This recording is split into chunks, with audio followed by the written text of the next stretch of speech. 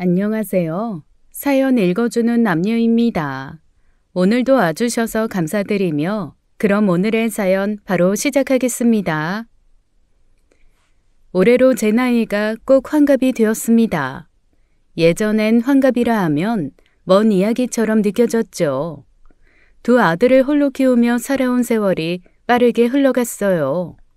돌아보니 혼자서 많은 고비를 넘어왔더라고요. 힘들 때마다 그저 이를 악물고 견뎠습니다. 지금은 두 아들 모두 독립해 각자의 가정을 꾸렸어요. 가끔 전화나 메시지를 주고받는 게 전부입니다. 하지만 저는 혼자라는 게 그리 쓸쓸하지 않아요. 혼자 사는 삶이 익숙해지니 제법 편안하더군요. 두 아들이 결혼하고 독립한 이후 연락은 점점 뜸해졌습니다. 명절이나 제 생일이 아니면 전화 한 통조차 걸려오지 않았어요. 어쩌다 전화가 와도 형식적으로 인사만 나눌 뿐이었죠. 그래도 자식들의 사정이라며 이해하려고 노력했습니다. 젊은 애들이 먹고 사는데 얼마나 바쁘겠어요. 무엇보다 저 또한 바쁜 생활에 익숙해졌으니까요. 며느리들과의 관계는 서먹했습니다. 명절이 되어 찾아오더라도 서둘러 돌아가기 바빴어요. 며느리들 얼굴에선 늘 불편함이 느껴졌죠. 여보, 우리 집엔 언제 가? 어머님 댁 너무 오래 있는 거 아니야? 금방 가면 엄마가 서운해하실 텐데. 어머니는 우리가 일찍 가는 게 편하실걸? 이럴 때만 효자 코스프레야. 아이, 그래도 어머님이 1년 내내 우리 기다리셨는데 조금만 더 있다가. 우리 친정부모님은 나 안 기다려? 그래, 우리 엄마 아빠도 나 기다리고 계시는데 얼른 정리하고 가자. 아유, 알았어. 적당히 있다가 빠지자. 그래, 뭐 대충 눈치 봐서 얼른 정리할 테니까 아이, 너무 티내지 말고 있어. 점점 혼자 있는 시간이 많아졌습니다. 외로움은 어쩔 수 없었지만 그 감정을 내색하지 않았어요. 스스로가 약해지는 걸 받아들이기 싫었거든요. 제가 먼저 자식들을 찾아갈 때도 있었지만 그것조차 점차 줄어들었어요. 제게 익숙해진 건 고요한 집안 공기뿐이었죠. 그 무렵 갑자기 몸이 안 좋아졌어요. 처음엔 별일 아니라고 생각했지만 결국 병원에 입원하게 되었죠. 혼자 병원 침대에 누워있으니 생각이 복잡했어요. 자식들에게 연락을 해야 할지 말아야 할지 고민이 깊어졌죠. 잠시 망설였지만 결국 소식을 전했습니다. 자기 엄마가 아픈 건 아들들도 알아야 하잖아요. 얘들아, 엄마가 지금 병원인데 몸이 좀 안 좋아서 입원을 했어. 엄마, 많이 심각한 거 아니지? 아이, 회사 일이 너무 밀려서 이번 주엔 못 가볼 것 같은데 괜찮지? 나도 오늘은 어렵고 내일도 약속이 있어서. 아이, 엄마, 별일 아니지? 그래, 다들 바쁘면 어쩔 수 없지. 알겠어, 신경 쓰지 마. 다행이네. 엄마, 일단 쉬고 있어. 다음에 시간 날 때 들릴게. 며칠 뒤에 여유 생기면 가볼게요. 그래, 알겠다. 일 봐. 그날 병실 창밖은 유독 어두웠습니다. 저는 그저 천장만 바라보며 오랜 시간을 보냈어요. 마음속 깊은 곳에서 외로움이 서서히 차올랐습니다. 누군가 곁에 있어주기를 바라기도 했죠. 하지만 끝내 혼자였어요. 그 이후로는 자식들에게 더 이상 아무 기대도 하지 않기로 했죠.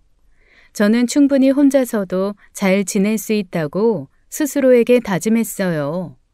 조용한 일상으로 돌아가 매일을 살았죠. 외로움에 익숙해지면서 점점 단단해집니다.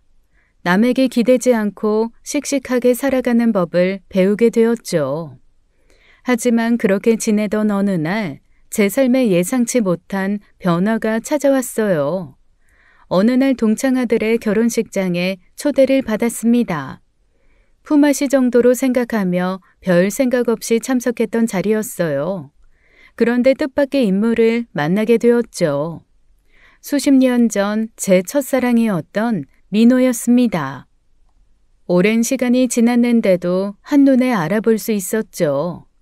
민호는 예전보다 조금 야위었지만 여전히 온화한 눈빛이었어요. 미국으로 이민 간 지 오래된 줄 알았는데 몇 년 전에 다시 한국으로 돌아왔다는 이야기를 들었습니다. 미수가, 이게 얼마만이야. 정말 오랜만이네. 잘 지냈지? 이 세월이 참. 그러게, 이렇게 만날 줄은 정말 몰랐다. 민호 씨는 어떻게 지냈어? 아내분은? 아내는 오래전에 먼저 갔어. 아, 미안해. 미안하긴. 미숙이는? 나도 오래전에 사별을 해서. 그랬구나. 한국에는 어떻게? 그냥 나이가 드니까 미국 생활이 너무 쓸쓸하더라고. 그래서 한국으로 완전히 돌아왔어.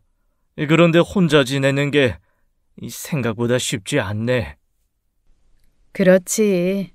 혼자 지낸 지 오래라 익숙해질 법도 한데 가끔 문득 공허할 때가 있더라고. 맞아. 가끔은 텅 빈 집에 들어갈 때마다 가슴이 좀 저리지. 그래도 다들 그렇게 살아가나 보다 하며 그냥 지내고 있어. 그러게. 다들 그렇게 사는 거겠지.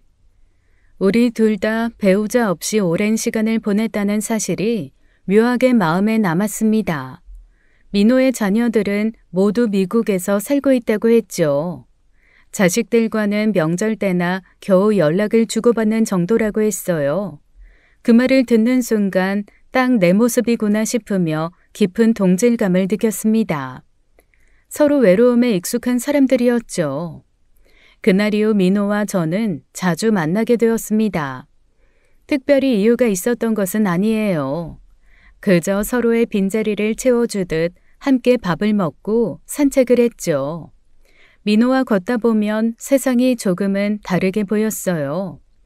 혼자일 때 느끼지 못했던 온기가 마음에 천천히 스며들었죠. 이렇게 너랑 같이 있으니까 오랜만에 진짜 행복하다. 솔직히 다시 이런 감정 느낄 수 있을 거라곤 생각 못했거든. 나도 그래. 혼자 너무 오래 살아서 누군가 옆에 있는 게 낯설 줄 알았는데 네가 옆에 있으니까 그냥 좋네. 그런 말 해주니까 좋다. 네 덕분에 나도 좀 살아있는 것 같아. 그런 말 해주니까 나도 좋다. 저는 잊고 살던 감정을 다시 느끼게 되었습니다. 가슴 속에서 잠자고 있던 설렘이 조금씩 깨어나는 기분이었어요. 그리고 그런 감정이 참 낯설면서도 좋았죠. 혼자서 살아가는 게 당연해졌던 제 일상에 민호는 뜻밖의 위로였습니다. 하지만 행복한 만큼 걱정스러운 마음도 동시에 피어났어요. 이런 감정이 과연 저에게 어울리는지 확신이 없었거든요. 민호는 제 10대 시절의 첫사랑이었습니다. 그땐 뭐가 그리 좋았는지 세상이 온통 환하게 빛나 보였죠. 하지만 그 빛은 오래가지 못했어요. 민호는 부모님을 따라 미국으로 떠났고 우리의 인연도 그렇게 끝이 났죠. 그때 저는 모든 게 무너진 듯 아팠습니다. 하지만 시간이 흐르며 그 기억도 희미해졌어요.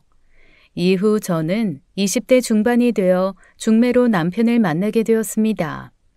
불같은 사랑은 아니었지만 나름 행복했어요. 남편도 성실하고 착했고요. 두 아들이 태어나면서 제 삶에도 기쁨이 가득했죠. 하지만 결혼한 지 10년 만에 남편은 세상을 떠났습니다. 예상치 못한 이별이었기에 슬퍼할 겨를도 없었죠. 저는 혼자 남겨진 어린 아들들을 키워야 했으니까요. 어린 것 둘을 네가 혼자 어떻게 키우려고 그래. 이 엄마는 네 걱정에 밤잠을 다 설친다. 기회되면 재혼해. 재혼은 무슨. 됐어 엄마. 걱정 마. 내가 어떻게든 잘 키워낼 거야. 아이고, 차라리 내가 데려가 키우든가 해야지. 너 혼자 어떻게 그 어린 것들을. 김서방은 대체 뭐가 그리 바빠서 그렇게 먼저 가버려. 아이고. 엄마가 이렇게 울면 나 더 힘들어져. 나 진짜 괜찮아. 애들 잘 키워서 꼭 엄마한테 자랑스러운 딸이 될게. 이 엄마는 손주들 안 보여. 불쌍한 내 딸만 보이지. 알아, 엄마. 나 꼭 이겨낼 거야. 그러니까 걱정 마. 그날부터 오직 아이들만 바라보고 살아왔습니다. 저 자신을 돌볼 여유는 없었죠. 바쁘게 살다 보니 어느새 22년이라는 세월이 흘렀어요. 그런 제 인생에 다시 민호가 나타날 줄은 꿈에도 몰랐죠. 민호를 만날수록 곁에 있으면 오랜 외로움이 거짓말처럼 사라졌습니다. 주변 친구들도 우리를 진심으로 응원했어요. 친구들은 우리의 모습이 정말 행복해 보인다고 말해 주었죠. 두 사람 같이 있으니까 표정부터 달라졌어. 정말 오랜만에 사람 얼굴 같네. 그러니까 얘가 민호 씨랑 있을 때 진짜 행복해 보인다니까. 우리 눈엔 다 보이거든. 인생 뭐 있나? 서로 좋아하는데 눈치 보지 말고 마음껏 행복해져.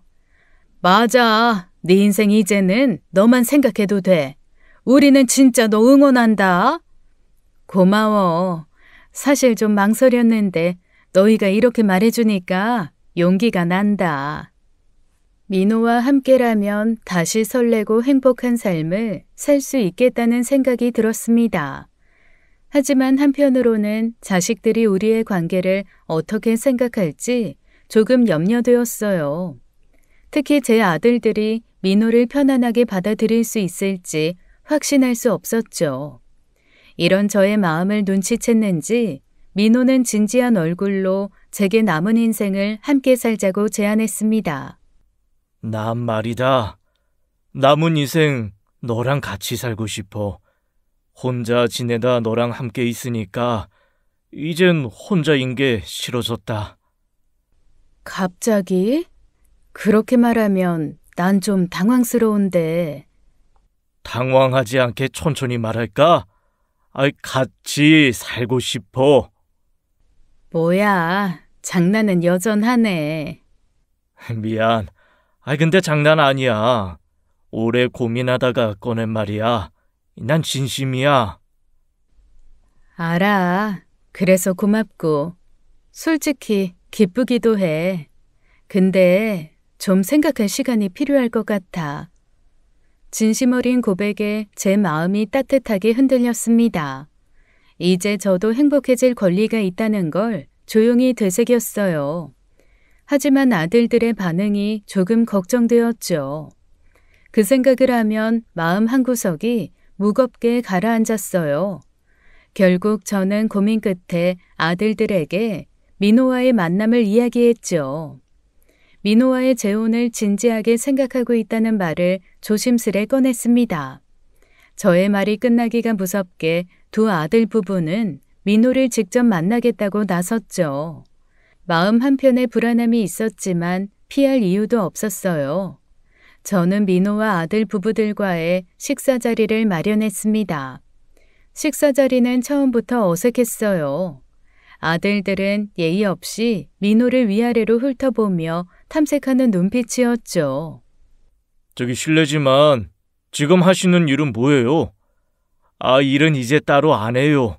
은퇴한 지 꽤 됐거든요. 네? 그럼 지금 생활은 어떻게 하시는데요? 뭐 연금 같은 거 받으세요? 뭐 연금도 나오고 혼자 사니까 그렇게 큰 돈이 필요하지는 않네요. 나오는 걸로 조용히 살고 있어요. 혼자 지내기엔 부족하지 않아서. 그럼 혹시 따로 가진 재산 같은 건 없으시고요? 내 나이에 재산이 뭐 중요하겠나. 지금 가진 거로 충분히 편안한데. 민호의 대답에 순간적으로 식탁 위에 긴 침묵이 흘렀습니다. 아들 부부들의 얼굴이 급격히 차가워지는 게 보였어요. 큰아들은 민호가 살고 있는 작은 아파트와 오래된 자동차를 언급하며 못마땅한 표정을 숨기지 않았죠. 민호의 소박한 옷차림까지 훑어보는 며느리들의 시선에 제 마음이 불편해졌습니다. 며느리들은 특히 민호가 연금 생활을 한다는 사실에 민감한 반응을 보였어요. 연금 받으신다고 했는데 구체적으로 얼마나 받으세요? 요즘 물가가 너무 비싸서 걱정이라서요. 뭐 풍족하진 않아도 혼자 지내는데 크게 불편하진 않을 정도예요. 주말마다 텃밭에서 상추며 고추, 토마토 이런 것도 직접 수확하니 사 먹지도 않고요. 네? 뭐 농사로 먹고 사세요? 그럼 노후 계획 같은 건 따로 없으세요? 병원비나 간병비도 미리 준비하셔야 하는데. 크게 아픈 데 없어서 아직 그런 걱정은 안 해봤네요. 그래도 혹시 모를 일 생각해서 조금씩 모아둔 건 있고. 아, 모아둔 돈이 있으시긴 하네요. 저희 시어머니가 걱정 안 하셔도 될 정도는 되시는 거죠?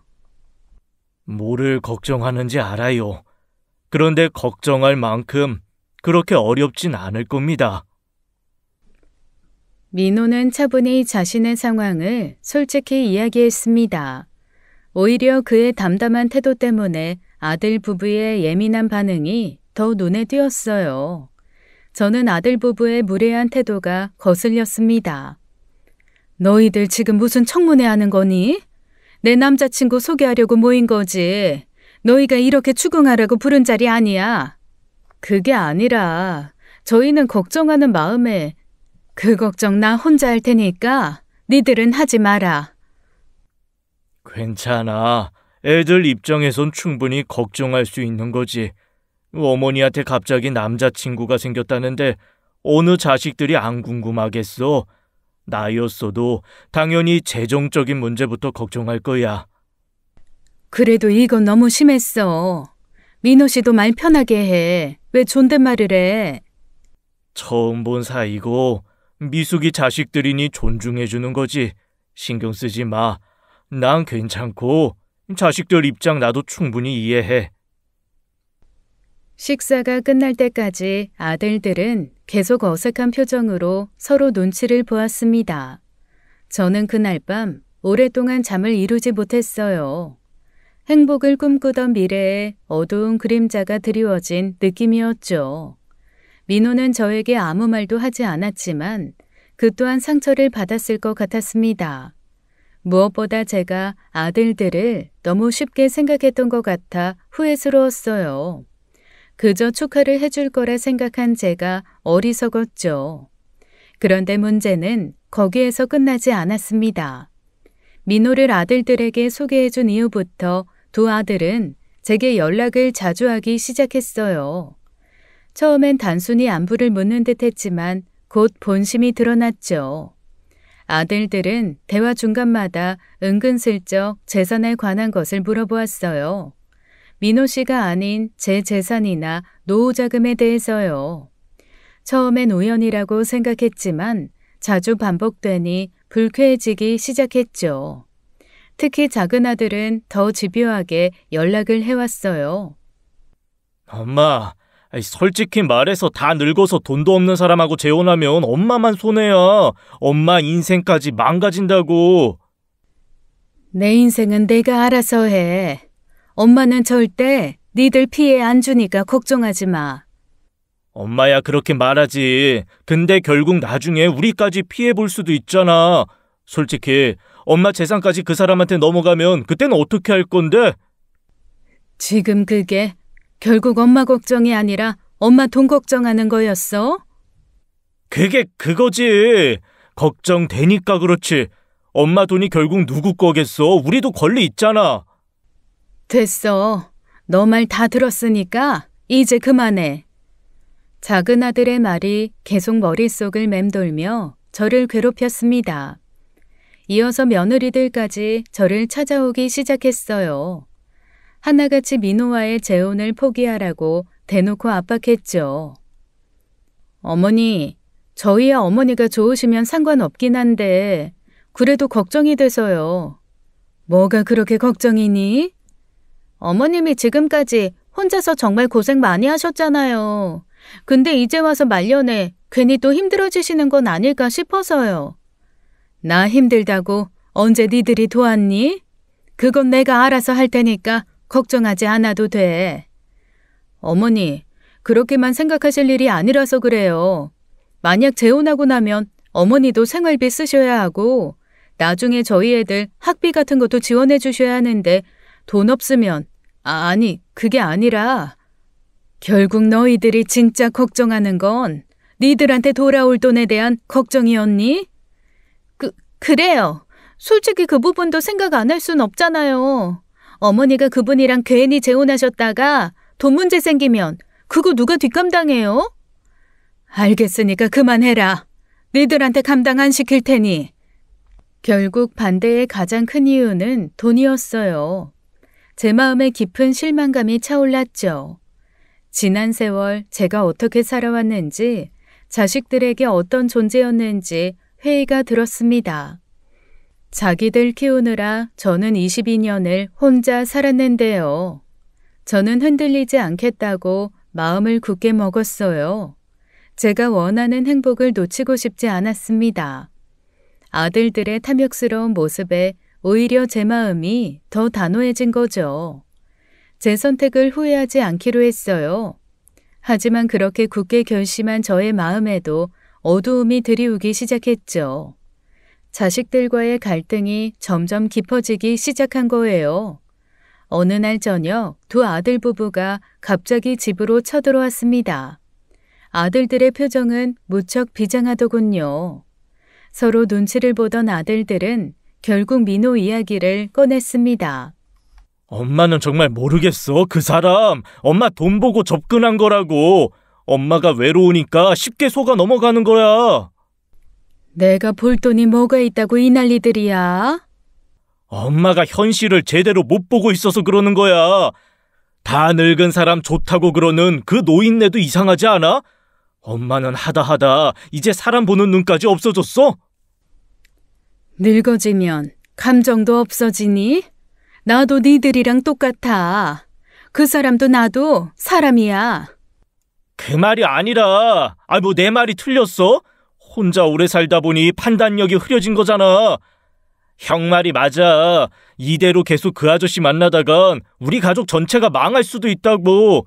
엄마 혼자만의 문제가 아니라니까. 됐고, 이제 그만해. 고집 그만 부리고, 제발 정신 차리고 그 아저씨랑 정리해. 너희 지금 나 협박하는 거니? 협박이 아니라 현실을 말하는 거야. 엄마 때문에 왜 우리까지 피해를 봐야 하는데? 아들들의 눈빛에 담긴 노골적인 저기가 저를 깊이 아프게 했어요. 심지어 며느리들까지 합세했습니다. 어머님, 어떻게 이렇게까지 이기적이세요? 저희는 안 보이세요? 어머님 손주들 미래는 안중에도 없으신 거예요? 맞아요. 어머님만 좋으면 끝이에요? 손주들 앞날 생각하시면 이러시면 안 되시죠. 당장 정리하세요. 나는 내 자식 평생을 바쳐서 내가 책임졌다. 누구도 그건 나한테 뭐라고 못할 거야.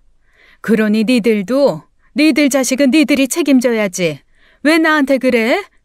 참나, 아빠한테 미안하지도 않아?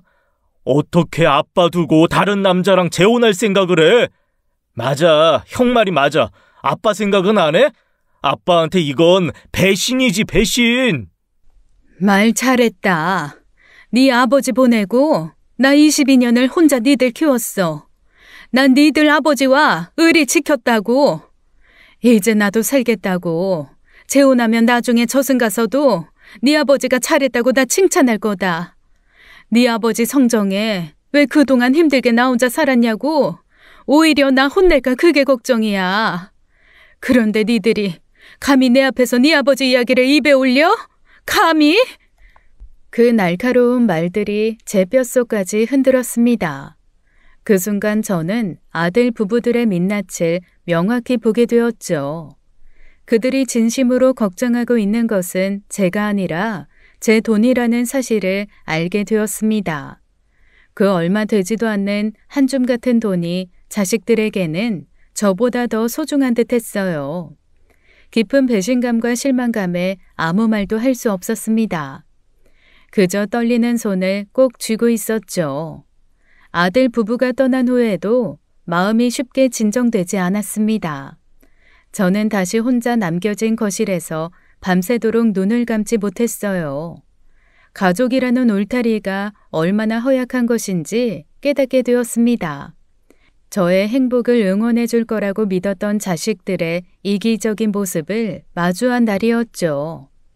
그럼에도 제가 민호와의 관계를 끝내지 않자 두 아들은 결국 막장짓을 하기에 이르렀어요. 흥신소를 통해 민호의 재정 상황을 조사한 것이었죠. 그리고는 그 결과를 가지고 저를 찾아왔어요. 저는 아들들의 행동에 깊은 모멸감과 분노를 느꼈습니다. 큰아들은 냉정한 표정으로 민호의 재정 상황을 이야기했어요. 엄마 봐봐. 이게 그 아저씨 실체야. 연금으로는 생활이 어려워서 은행 대출까지 있어. 이렇게까지 하고도 그 사람이 엄마 돈 노린 게 아니야? 너 지금 뭐 하는 거야? 내 허락도 없이 남의 뒷조사까지 해온 거야? 엄마가 계속 속고만 있으니까 그렇지. 이래도 정신 못 차리겠어? 이것이? 어쩌다 니들이 이렇게까지 됐는지 내가 부끄러워서 얼굴을 못 들겠다. 엄마는 아직도 현실 파악을 못해? 엄마 이용해 먹으려는 사람이 누군데 그런 인간한테 속은 게 부끄러운 거지? 당장 나가. 더 이상 네 말 듣고 싶지 않아. 작은 아들과 며느리들은 더 날카롭게 저를 공격했습니다. 저의 선택을 완전히 무시한 채 마치 어린아이를 다루듯 강압적인 태도로 말했어요. 그 순간 저는 자식들의 이기적인 모습에 말할 수 없는 분노가 치밀어 올랐죠. 자식들의 행동은 명백한 선을 넘고 있었습니다. 아무리 그래도 흥신소까지 동원해 민호의 뒷조사를 하는 건 용서할 수 없었어요. 그날 저는 제 자식들이 얼마나 무섭게 변할 수 있는지 깨닫게 되었습니다. 가족이라는 이름으로 저를 그저 통제하려고만 했죠. 그렇다고 지들이 언제 저를 살펴봐 준 적이 있나요? 최근 몇 년간 저를 찾아온 횟수보다 민호를 만난 이후 헤어지라는 말을 하기 위해 저를 찾아온 횟수가 더 많았는걸요. 그래서 더욱 아들들의 태도가 견디기 힘들었죠. 저는 결국 자식들과 정면으로 충돌할지라도 제 선택을 지키기로 했습니다.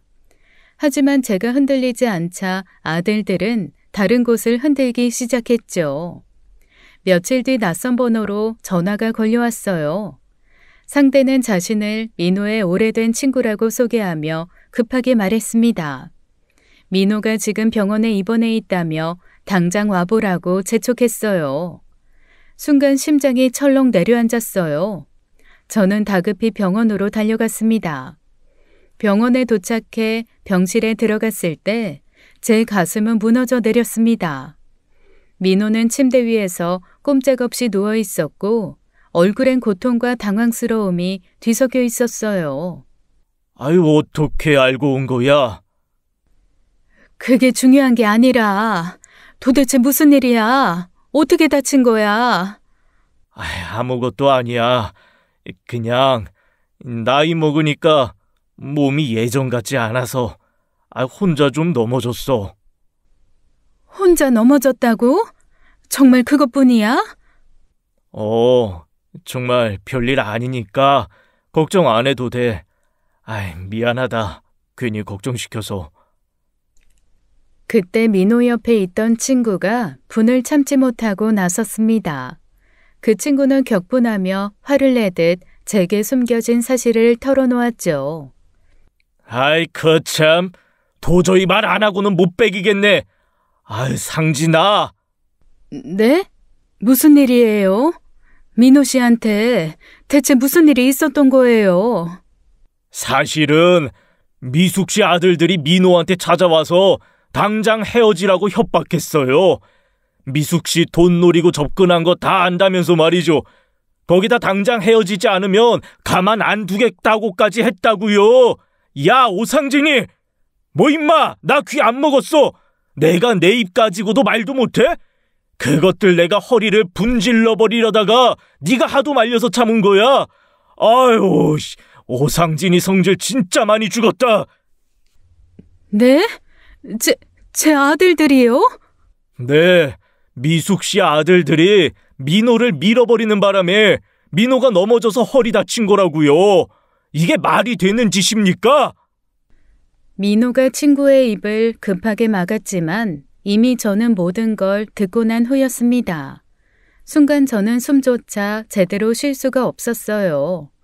온몸이 떨리며 치밀어 오르는 분노를 주체할 수 없었거든요. 저는 즉시 그 자리에서 아들들에게 전화를 걸어 병원으로 오라고 다그쳤습니다. 병실에 도착한 아들들을 보자 저는 참았던 화를 터뜨렸어요. 너희들이 지금 사람이야? 어떻게 인간으로서 그런 끔찍한 짓을 할 수가 있어? 당장 이분한테 무릎 꿇고 사과해. 엄마, 우린 정말 엄마 생각해서 그런 거야. 엄마가 걱정돼서. 맞아, 엄마가 속고 있으니까 어쩔 수 없이 그런 거라고. 말 같지도 않은 소리 하지 마. 이게 정말 엄마를 생각하는 행동이니? 당장 무릎 꿇고 사과해. 아이씨, 우린 진짜 엄마 위해서. 그만해. 너희 입에서 나오는 핑계 듣기도 싫어. 당장 사과하라고. 하지만 아들들은 억지로 형식적인 사과만 대충 건넸습니다. 그리고 서둘러 병실을 떠났죠. 저는 그런 아들들의 모습을 보며 가슴속에 깊은 절망이 차올랐습니다. 가장 믿었던 자식들에게 배신당한 기분이었죠. 민호는 오히려 저를 위로했지만 저는 아들들에 대한 화가 가시지 않았습니다. 그 사건 이후 2달 정도 아들들을 보지 않았어요. 그런데 어느 날 큰아들이 급히 집으로 찾아왔습니다. 얼굴은 창백했고 목소리는 다급했죠. 큰아들은 떨리는 목소리로 자신이 운영하는 카페에 큰 문제가 생겼다고 말을 꺼냈습니다. 아들의 말에 따르면 카페가 위치한 건물의 원래 주인이 부도로 인해 법원 경매로 넘어갔다고 하더군요. 며칠 전 경매가 완료되었고 새 건물주가 나타난 상태였죠. 새 주인은 건물을 통째로 리모델링할 계획이라며 기존 세입자들에게 전부 재계약 불가를 통보했대요. 큰아들의 카페도 계약 만료가 임박해 더 이상 영업을 계속하기 어려웠죠. 큰 문제는 아들이 카페를 확장하면서 이미 많은 빚과 투자 비용을 지출한 상태였다는 것이었습니다. 당장 카페를 이전할 돈이 없어 발만 동동 구르고 있었어요. 엄마, 진짜 급해서 그래. 이번에 카페 옮기려면 당장 돈이 필요한데, 엄마가 좀 빌려주면 안 돼? 내가 지금 너한테 돈 빌려줄 상황으로 보여? 엄마 제발. 이번 한 번만 도와줘. 이러다 진짜 망해. 엄마밖에 도와줄 사람 없어. 너 그동안 한 짓 생각 안 하니? 난 너한테 돈 빌려줄 마음 없어. 엄마 왜 그래? 나 엄마 아들이야. 정말 딱 한 번이야. 이 일만 해결되면 다시는 부탁 안 할게. 그만해. 빌려줄 돈도 없어. 아들은 간절한 눈빛으로 매달렸지만 저는 냉정하게 거절했어요. 제가 아들 전용 은행인가요? 저 필요할 때만 다급하게 저를 찾는 큰아들이 참 괘씸하더군요. 아들은 제 단호한 거절에 충격을 받은 듯 비틀거리며 집을 나갔습니다. 하지만 저도 엄마인지라 아들이 그렇게 나간 뒤 마음이 편하진 않았죠. 지금까지의 일들을 생각하며 이것이 옳다고 스스로를 다독였어요. 그런데 며칠 후 큰아들이 다시 찾아왔습니다. 이번엔 큰며느리까지 동행한 채였어요. 엄마, 우리 완전히 망하게 생겼어. 그렇게 되면 엄마가 아끼던 손자들 학교도 제대로 못 다닐 텐데 엄마 정말 그걸 보고만 있을 거야? 저번에 말했잖니. 나도 돈이 없다고. 어머님, 지금 손주들 앞날이 걸린 문제예요. 현금 없으시면 집이라도 팔아서 도와주시면 안 돼요? 어머님도 손자들 불쌍하지 않으세요? 지금 너희들 자식 내세워서 나 협박하는 거니? 협박이 아니라. 잠깐. 엄마 혹시 그 아저씨가 뒤에서 조종하는 거 아니야? 그 사람이 나한테 돈 빌려주지 말라고 그랬지. 맞지? 엄마 지금 그 사람 말 듣고 이러는 거지? 뭐? 이 한심한 놈아. 내가 거절하는 거야, 내가. 어머님, 왜 그렇게까지 말씀하세요? 저희가 얼마나 절박하면 이러겠어요. 절박하면 아무 말이나 해도 돼? 자식 앞세워 지 엄마 협박하고 무시하고. 뭐? 뒤에서 조종을 당해? 당장 나가. 더는 너희 얼굴 보고 싶지 않으니까 나가라. 참 어이가 없더군요. 저는 그런 자식들의 태도에 더욱 큰 실망을 느꼈습니다. 아들 부부가 화를 내다가 떠나고 난 뒤 집안의 고요함이 무겁게 내려앉았죠. 저는 참 가슴이 아팠습니다. 그리고 며칠 후 큰며느리에게서 다급한 연락이 왔어요. 카페에 난리가 났다며 당장 와달라고 울면서 부탁을 하더군요. 마음 한구석이 무거워졌습니다. 큰아들 부부와 싸웠던 며칠 전의 제 모습이 떠올랐어요. 잠시 고민했지만 결국 카페로 향했습니다. 가게에 도착했을 땐 이미 상황이 심각했어요. 큰아들 부부는 건물주의 변호사와 마주 앉은 채 안절부절 못하고 있었죠. 변호사는 냉정한 목소리로 재계약 불가와 계약 만료 전까지 퇴거하라는 서류를 내밀었습니다. 변호사님, 퇴거 날짜를 조금만 미뤄주시면 안 될까요? 저희가 너무 갑작스러워서요. 죄송하지만 법원 경매로 소유권이 이전된 경우 상가건물 임대차 보호법 제10조에 따라 새 소유자는 기존 임차인의 계약 갱신 요구를 거절할 권리가 있습니다. 이미 법적으로 확정된 사안이라 퇴거 날짜를 연장하거나 재계약을 진행하는 거 불가능합니다.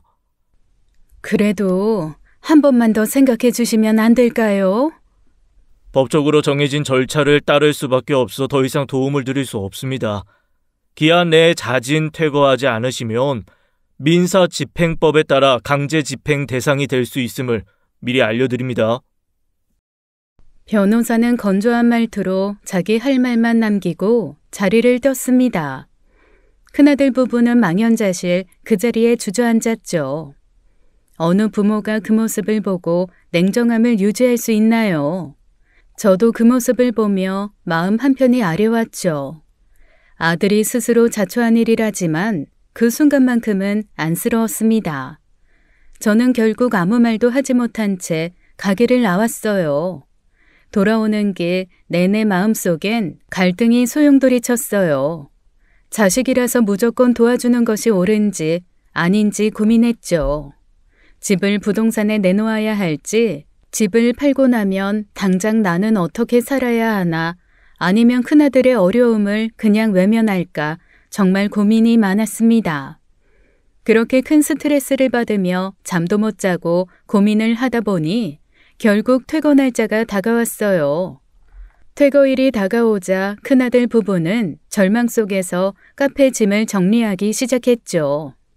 저는 차마 그 모습을 보지 못해 멀리서 지켜보고만 있었어요. 그때 예상치 못한 인물이 가게로 나타났습니다. 바로 민호였어요. 민호가 가게에 들어서는 순간 분위기는 싸늘해졌죠. 저도 무슨 큰일이 날까봐 급하게 아들 카페로 달려갔습니다. 큰아들은 민호를 먼저 발견하고 차갑게 반응했어요. 여긴 또 무슨 일로 오셨어요? 난 망하는 꼴 구경하러 오셨나? 이제 만족하셨어요? 뭘 봐요? 구경 다 했으면 가라고요. 뒤늦게 도착한 제가 아들을 만류했죠. 그런데 민호가 아들의 무례함을 무시하고 조용히 가방에서 서류를 꺼내 큰아들에게 주더군요. 지금 뭐 하자는 건데요? 이게 뭔데요? 큰아들은 민호가 건넨 서류를 펼쳐보았습니다. 그리고 그 순간 큰아들의 눈이 크게 휘둥그레졌죠. 서류는 놀랍게도 카페의 재계약에 관한 내용이었습니다. 큰아들은 저와 민호를 바라보며 혼란스러워했어요. 그때 민호가 조용한 목소리로 상황을 설명했죠. 새 건물주랑 이야기 끝냈다. 내가 그 사람한테 다시 이 건물을 매입했어. 이제 카페 퇴거할 필요 없으니까 걱정 마라. 네? 그게 지금 무슨 소리예요? 내가 이 건물 새 건물주라고. 그러니 카페 철거 안 해도 된다고. 이 사람이 내가 우스워 보여요? 아저씨가 이 건물을 살 그 큰 돈이 어디 있다고요?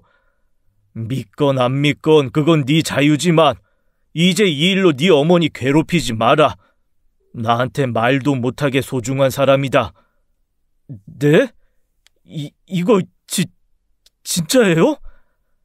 준서야, 그건 중요한 게 아니다. 네 어머니가 미숙 씨가 네 문제 때문에 매일 밤 잠도 못 자고 괴로워하시는 걸 나는 더는 볼 수가 없어서 그랬다. 착각하지 마라. 너 위해서가 아니라 오직 네 어머니 위해 한 일이니까. 큰아들은 민호의 말에 얼굴이 벌겋게 달아오른 채 아무 말도 하지 못했습니다. 저 또한 민호의 행동에 놀라 말문이 막혔죠. 큰아들은 그제야 민호에게 무릎을 꿇었어요.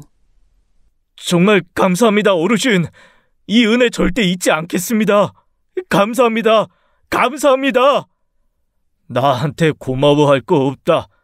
너는 제발 네 어머니 살아계실 때나 잘해드려라. 나한테 말고 네 어머니한테 감사하면서 살라고. 그게 진짜 감사하는 거야. 제가 정말 잘못했습니다. 그동안 버릇 없이 굴었던 거 진심으로 죄송합니다. 죄송합니다. 감사합니다. 너무나 큰 사건 뒤라 저는 정신이 없었어요. 집까지 데려다 준다는 민호의 말에 어안이 벙벙해 차에 탔죠. 사실 그때까지도 저는 민호가 부자인 줄 정말 몰랐어요. 나중에 알고 보니 큰아들이 흥신소를 통해 뒷조사를 한 빚도 그저 자산가들이 흔히 하는 주식담보대출이었을 뿐이었죠. 돈이 필요해서 대출을 받는 게 아닌 그저 절세를 위한 대출이요.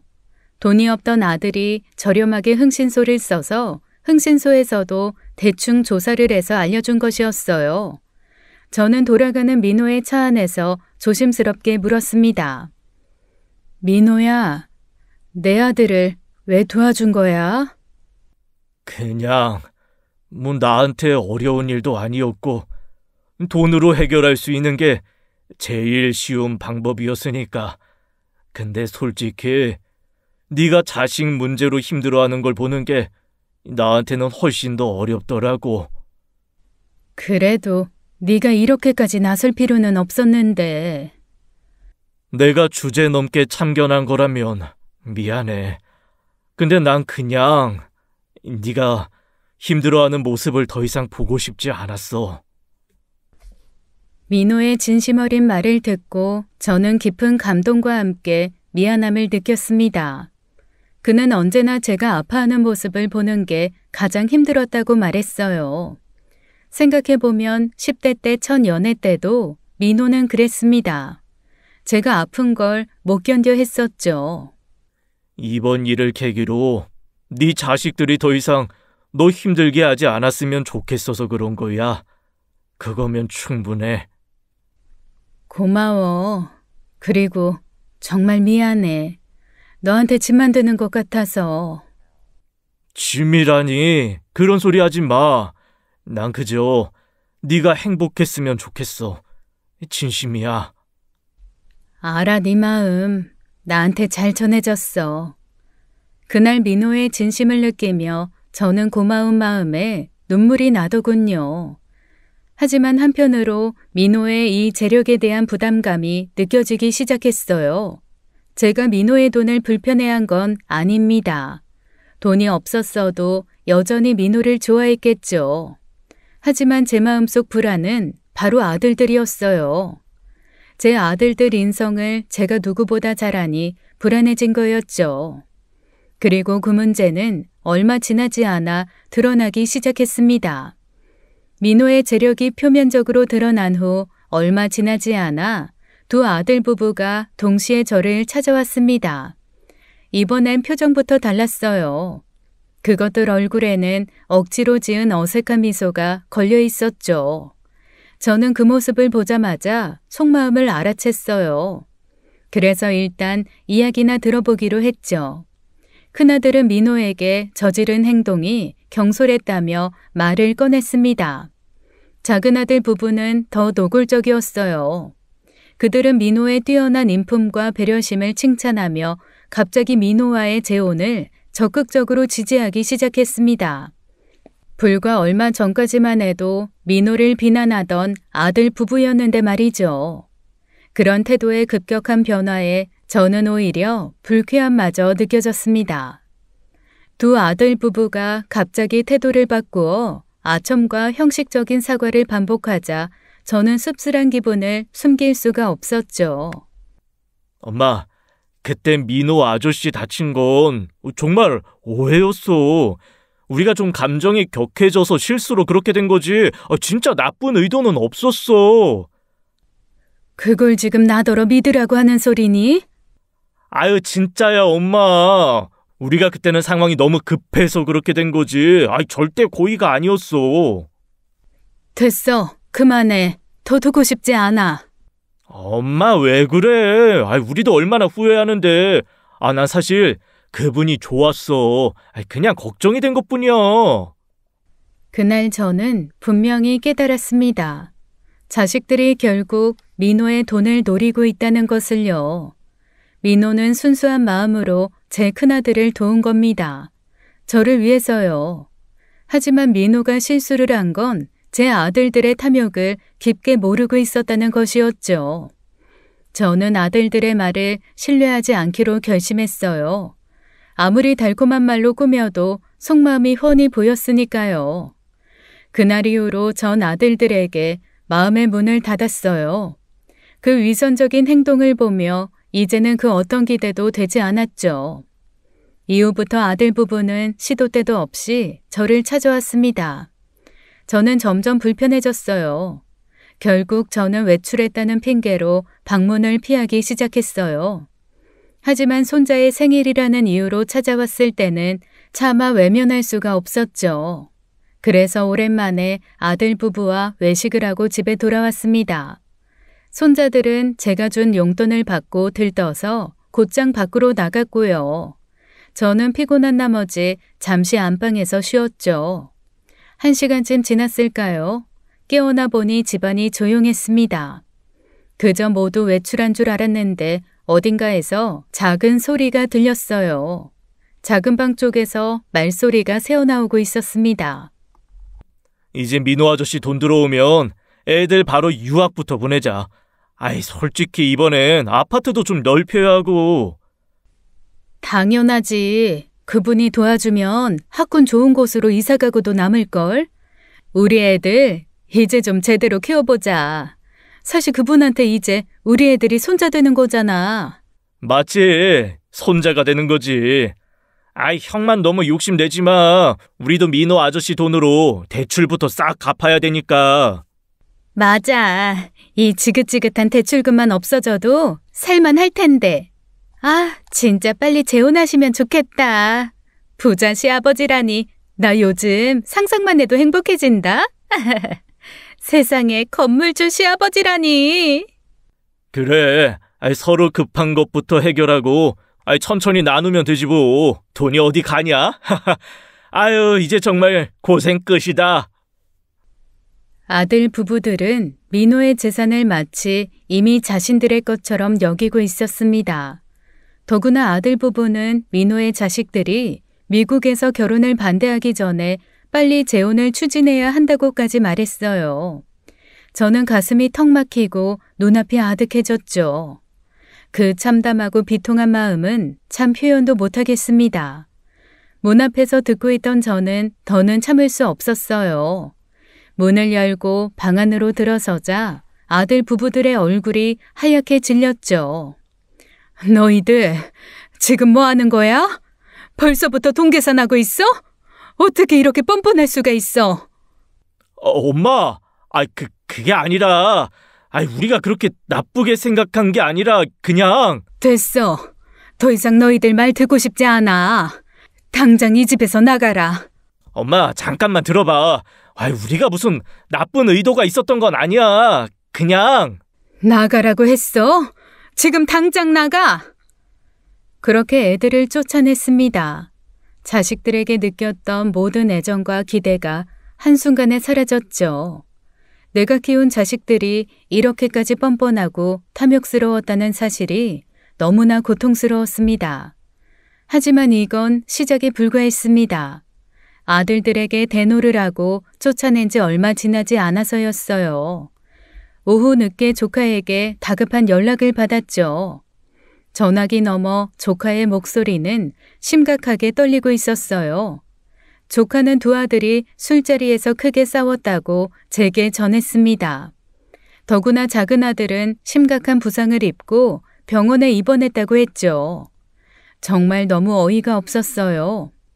일단 옷을 챙겨 입고 급히 병원으로 달려가면서 온갖 나쁜 상상이 머릿속을 스쳤죠. 병원에 도착해 보니 조카가 저를 기다리고 있었어요. 도대체 무슨 일이야? 애들이 왜 싸운 건데? 큰엄마, 그게요. 왜 그래? 어서 말 못해? 형들이 그 큰엄마가 만나시는 그분 민호 아저씨인가? 하여간 그분한테 가서 각자 몰래 사업 자금을 부탁할 생각을 하고 있었나 봐요. 술 마시다가 그 이야기가 우연하게 나온 거죠. 그래서 서로 먼저 찾아가서 돈 받아내려고 한 게 들통나서 크게 싸운 거예요. 뭐라고? 애들이 정말 그런 짓을 했다고? 네. 서로 자기가 먼저 돈 받아야 한다고 우기다가 어쩜 저렇게 철들이 없어요. 조카의 설명을 듣는 순간 저는 믿을 수 없는 사실에 눈을 질끈 감았습니다. 그러니까 뭔가요? 두 아들이 민호의 돈을 서로 먼저 차지하기 위해 싸웠다는 것이잖아요. 이렇게까지 저열한 모습을 보일 줄은 상상도 못했죠. 충격이 너무 커서 온몸이 떨렸어요. 조카는 두 아들의 싸움이 매우 격해져 결국 작은 아들이 크게 다쳤다고 말했습니다. 경찰 조사까지 받아야 하는 상황이라고 했죠. 그 순간 저는 이루 말할 수 없는 수치심과 비통함에 빠졌습니다. 자식들이 남의 돈을 탐내 서로에게 폭력을 휘둘렀다는 사실이 부끄러웠어요. 그날 저는 작은 아들을 보지도 않고 병원을 나섰어요. 그날 병원을 나서면서 깊은 절망을 느꼈습니다. 제 인생에서 이렇게까지 수치스러운 순간은 없었으니까요. 하지만 이 또한 제가 받아들여야 할 현실이었죠. 제가 잘못 키운 걸 누굴 탓합니까? 저는 이틀 뒤 작은 아들이 병원에서 퇴원한 날 두 아들에게 전화를 걸었습니다. 중요한 소식이 있으니 집으로 찾아오라고 말했죠. 제 목소리를 들은 아들들은 기대하는 눈치였어요. 무얼 기대하는지 말 안 해도 알겠더군요. 제 재혼 결정을 기대했겠죠. 얼마 지나지 않아 두 아들이 집으로 뛰어들어왔습니다. 아들들 얼굴엔 은근한 기대감이 드러나 있었죠. 저는 아무 말 없이 아들들을 바라봤어요. 공허하게요. 그리고 단호하게 말했죠. 이제 더는 너희들 욕심 채워줄 부자 새아빠는 없다. 엄마, 지금 무슨 소리야? 갑자기 그게 무슨 말이야? 엄마, 뭔데 그렇게 심각해? 민호 아저씨한테 무슨 일 생겼어? 헤어졌으니까 니들이 원하는 그 돈 이제 없으니까 기대하지 마. 뭐라고? 엄마, 그게 무슨 말이야? 갑자기 왜 헤어져? 안 돼, 엄마, 왜 헤어져? 아저씨한테 잘 좀 하지. 그럼 우리는 어떡하라고? 엄마가 잘못한 거야? 그런 거야? 내가 가서 그 아저씨 설득해 볼게. 민호 아저씨 엄마 좋아했잖아. 그러니까. 그만해라. 두 아들의 표정이 굳어졌습니다. 제 말을 듣자마자 아들들은 안색이 파랗게 질렸어요. 자신들의 탐욕이 모두 물거품이 되는 걸 깨달은 듯했죠. 엄마, 제발 민호 아저씨랑 다시 만나.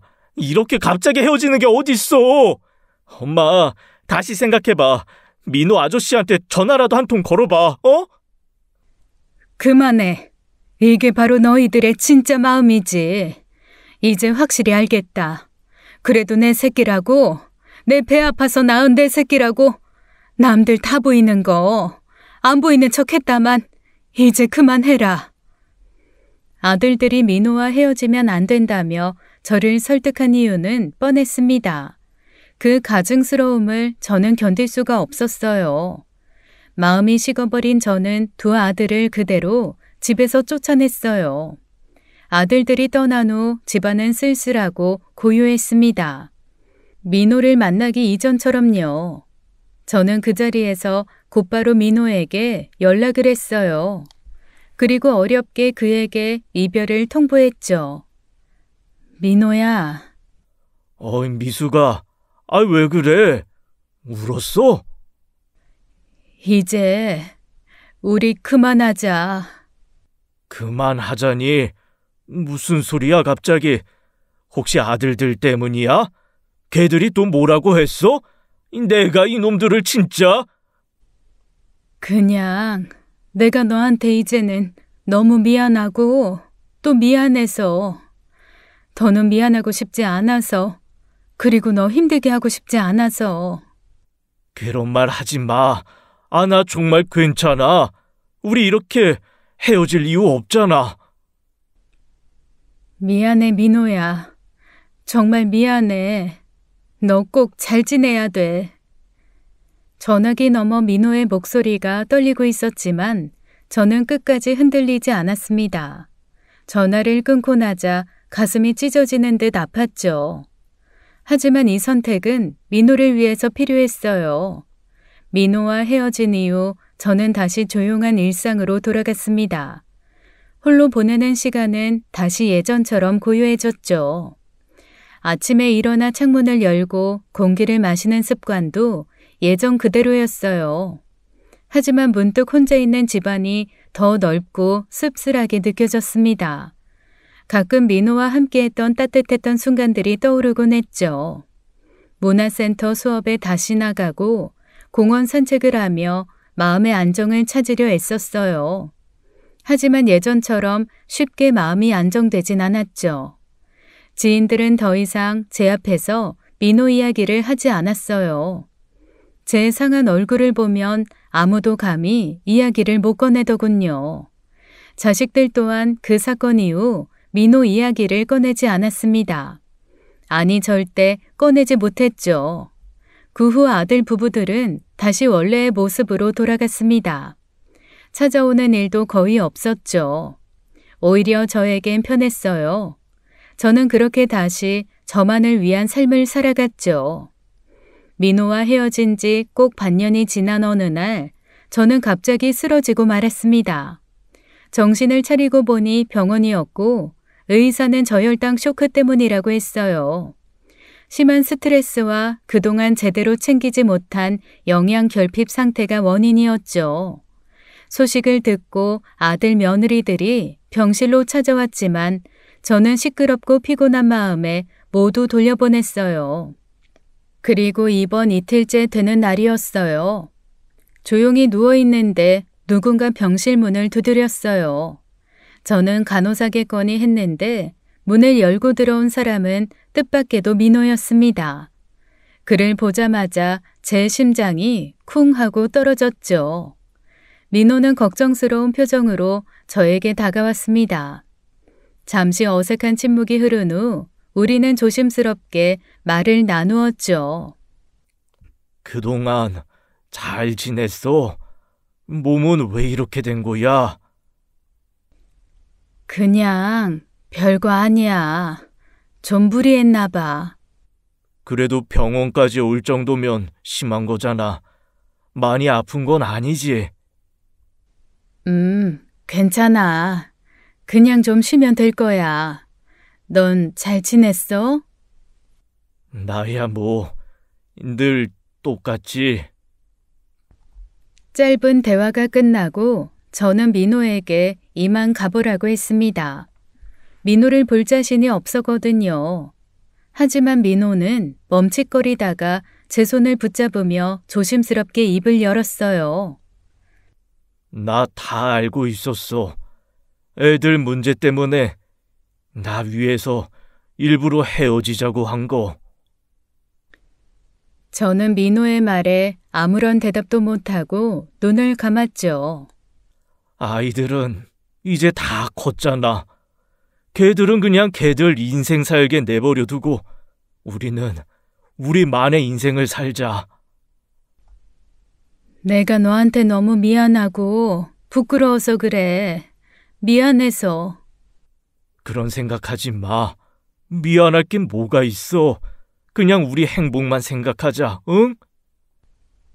그게 말처럼 쉬운 게 아니라서. 잘 모르겠네. 넌 모를 거야. 저는 민호에게 제 속마음을 솔직하게 털어놓았습니다. 그동안 자식들 때문에 너무 힘들었고 민호를 볼 낯도 없다고 했죠. 그러자 민호는 담담히 자신의 이야기를 꺼냈어요. 민호의 이야기는 저에게도 충격적이었습니다. 나도 잘 알아. 내 자식들이 어느 순간부터 날 보면 돈 얘기만 하더라고. 명절이든 생일이든 얼굴만 보면 무슨 사업 자금이 필요하다. 애들 학비가 부족하다. 집을 옮겨야 한다. 참, 이유도 어찌나 많은지 돈 달라는 얘기밖에 안 하더라고. 그게 매번 반복되니까 어느 순간 내가 얘들한테는 정말 돈줄밖에 안 되는구나 싶어서 그런 현실이 너무 지치고 허무해서 결국 다 정리하고 한국으로 돌아온 거야. 저는 민호의 말을 들으며 가슴이 아려왔습니다. 저와 꼭 닮은 그 모습에 마음이 아팠죠. 오죽했으면 자식들 손주들을 뒤로하고 홀로 아무도 없는 한국을 왔을까요? 민호는 다시 한번 제 손을 꼭 잡고 저를 바라보았습니다.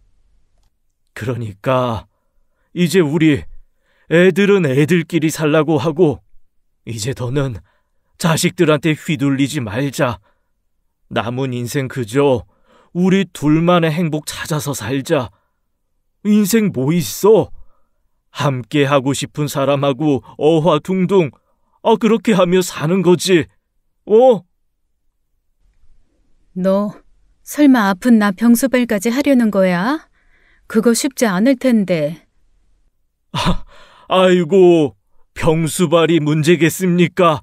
뭐든 다 해줄 수 있습니다, 마님. 난 이제 너랑 뭐든 같이 하고 싶어. 좋은 일이든 힘든 일이든 전부 다 말이야. 저는 민호의 말을 듣고 마침내 울음을 터뜨렸습니다. 그리고 민호의 손을 힘주어 맞잡았죠.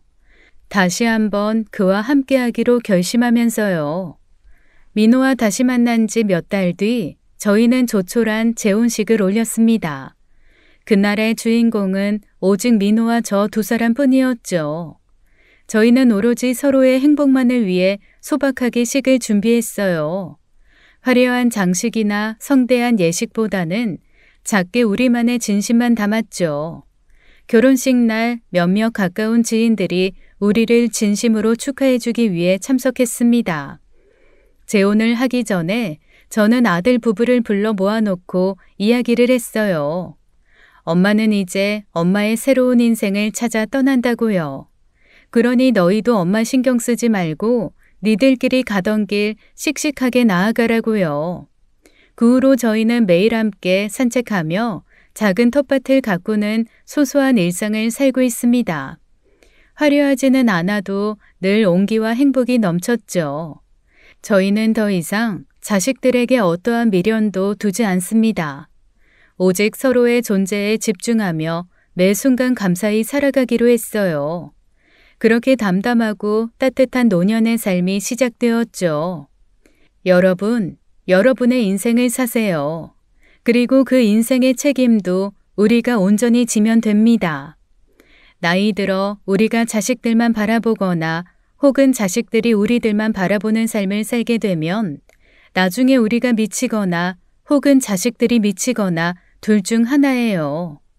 그저 흘러가는 대로 각자의 인생을 살아가면 됩니다. 제 이야기 들어주셔서 감사합니다. 지금까지 사연 읽어주는 남녀였습니다. 끝까지 시청해주신 여러분 감사드리며 저희는 다음 사연으로 돌아올게요. 감사합니다.